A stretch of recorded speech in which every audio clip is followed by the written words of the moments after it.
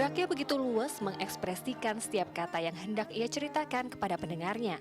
Terkadang mimiknya sedih, namun juga bisa bahagia. Tanpa bersuara, setiap orang yang melihatnya tetap bisa merasakan dan mengerti cerita yang dibawakan olehnya.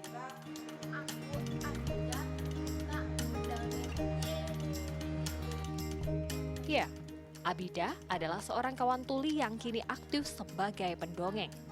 Abida begitu bersemangat dalam memperagakan abjad gerakan bahasa isyarat Indonesia dalam dongeng yang ia bawakan. Kali ini Abida tampil di depan puluhan anak-anak disabilitas. Semuanya seksama menyaksikan penampilan Abida. Dongeng yang ia bawakan menceritakan tentang sosok Gia sebagai penyandang disabilitas tuli. Di sekolah, Gia tidak mempunyai teman karena teman-temannya bingung untuk berkomunikasi dengan Gia yang tuli. Namun berkat kepercayaan diri, kebaikan dan prestasinya, akhirnya Gia pun memiliki banyak teman. Ya, kisah Gia itu hanya satu dari sekian banyak dongeng yang pernah dibawakan Abida dari panggung ke panggung. Tidak mudah tentu perjalanan Abida sebagai pendongeng. Menurutnya sebagai penyandang tuli, menerjemahkan dongeng menjadi bahasa isyarat tanpa mengubah makna dari cerita tersebut adalah hal yang cukup menantang. Belum lagi mempelajari gestur tubuh dan ekspresi. Namun hal tersebut tidak mematahkan semangat Abida. Apalagi kehadiran pendongeng tuli seperti Abida memberikan semangat baru bagi anak-anak penyandang disabilitas lainnya. Bagi Abida, segala tantangan dalam mendongeng inilah yang justru membuatnya semakin penasaran untuk mempelajarinya. Karena saya suka mendongeng, saya lihat orang-orang tampil mendongeng, aku jadi penasaran. Orang-orang itu pakai mendongeng, aku jadi pengen coba-coba latihan pakai mendongeng dengan bahasa isyarat. Lalu saya mencoba mendongeng dengan bahasa isyarat. Akhirnya saya sudah 6 kali mendongeng. Sang ibu menjadi salah satu motivasi Abidah untuk terjun sebagai pendongeng sekalipun ia memiliki keterbatasan pendengaran. Abidah divonis tuli sejak lahir. Namun ibunya bercerita bahwa Abidah merupakan anak yang ceria dan tidak pernah malu dengan keadaannya. Bahkan Abidah ingin menginspirasi kawan tuli lainnya agar tetap berdaya seperti dirinya.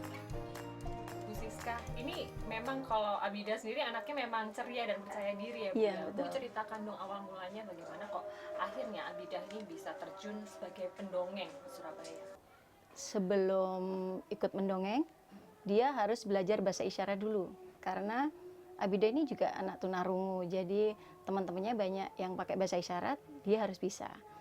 Di situ diajarkan untuk mendongeng.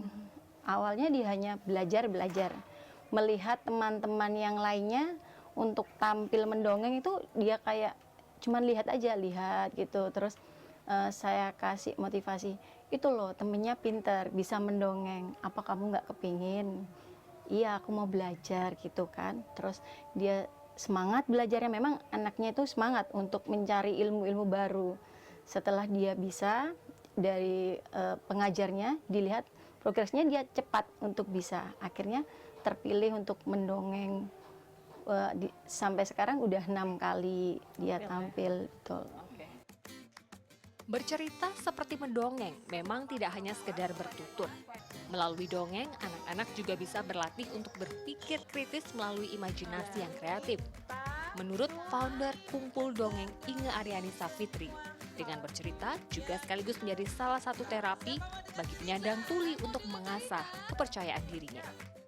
Saya rasa iya, terutama ketika saya berdampingan dengan anak-anak ini ya, teman-teman tuli ini. Ada beberapa anak yang setahun lalu ketemu saya tuh masih yang malu-malu, disuruh ke depan nggak mau, bahkan kenalan aja mereka malu gitu. Tapi ketika kita melakukan metode storytelling ini kepada anak-anak, kita bacakan buku, kemudian bukunya itu kita minta mereka menerjemahkannya dalam bisindo gitu di depan.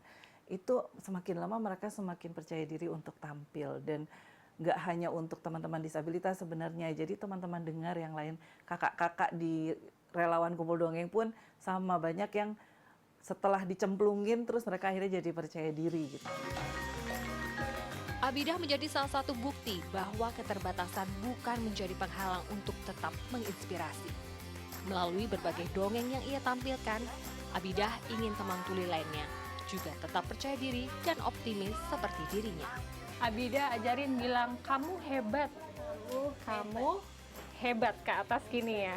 Abidah, kamu hebat. Oke. Bercerita mungkin bagi saya merupakan bentuk komunikasi dan bentuk edukasi literasi dengan menumbuhkan imajinasi kreatif. Namun bagi Abidah dan kawan tuli lainnya maknanya lebih dari itu.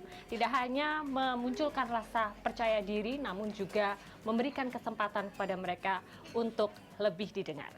Gia Clarissa, Andreas Wicaksono, Surabaya, Jawa Timur.